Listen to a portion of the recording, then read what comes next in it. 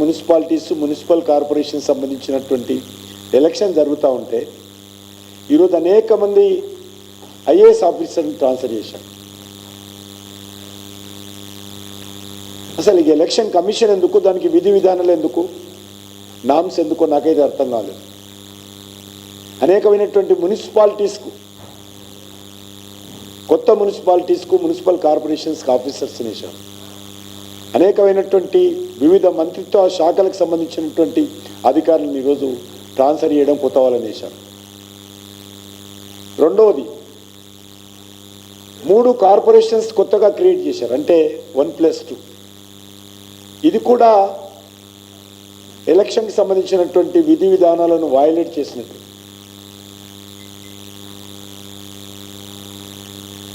ఈరోజు అనేకమైనటువంటి మున్సిపాలిటీలను మేము తిరుగుతున్నప్పుడు, ఎన్నికల ప్రచారంలో తిరుగుతున్నప్పుడు, ఐసోలేటెడ్ విలేజెస్ మున్సిపల్ హెడ్ క్వార్టర్గా చాలా దూరం ఉన్నటువంటి గ్రామాలను కూడా ఈరోజు మున్సిపాలిటీలో కలిపారు. ఆ గ్రామాలలో ఉన్నటువంటి పేద ప్రజలకు అనేక రకాలుగా అన్యాయం చేస్తుంది ప్రభుత్వం. రామ్జీ పథకం, ఉపాధి హామీ పథకం మున్సిపాలిటీలో కలవడం ద్వారా వాళ్ళు కోల్పోతారు.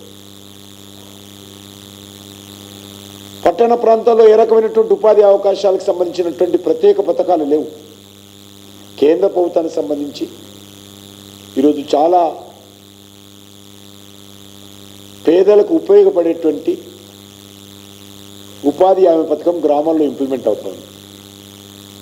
వాటన్నిటిని తీసుకొచ్చి ఏ రకమైనటువంటి ప్లానింగ్ లేకుండా, ఆర్థిక వనరుల సమీకరణ లేకుండా,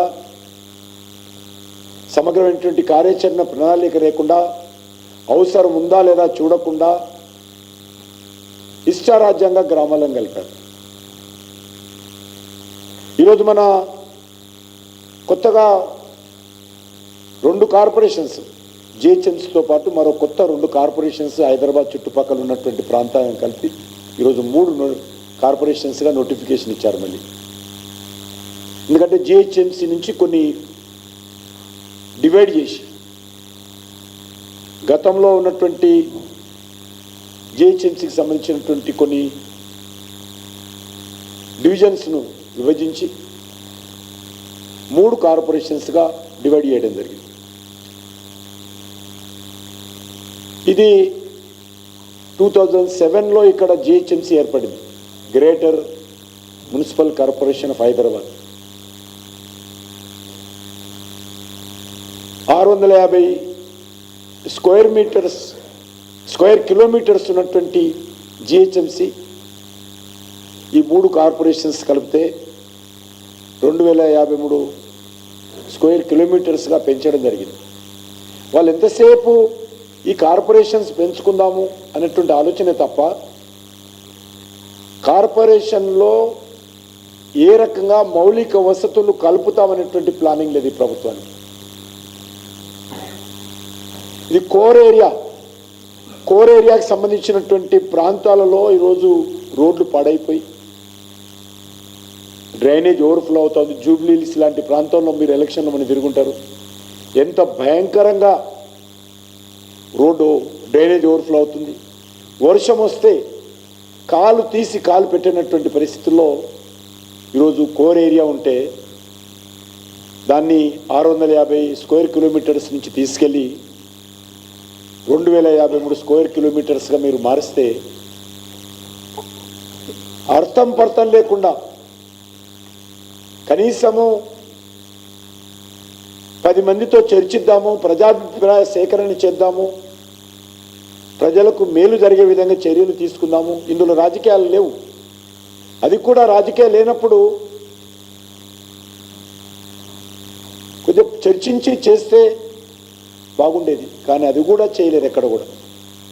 అంతేకాదు, డివిజన్స్ ఈరోజు ఏర్పాటు చేశారు.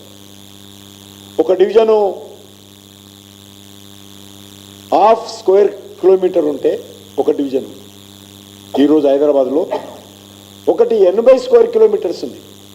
1/2 స్క్వేర్ కిలోమీటర్స్ నుంచి 80 స్క్వేర్ మీటర్స్కి ఒక్కొక్క డివిజన్ తేడా ఉంది.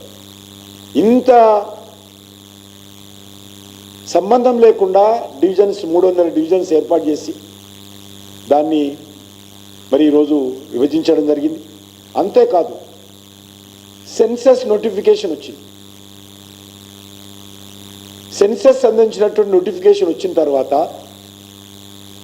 రెవెన్యూ గ్రామాలు కానీ వార్డులు విభజన చేయకూడదని దేశమంతా కూడా రాజ్యాంగం ప్రకారం కాన్స్టిట్యూషన్ ప్రకారం నోటిఫికేషన్ ఇచ్చింది. ఇచ్చిన తర్వాత ఈరోజు గజ్వేల్, నల్గొండ,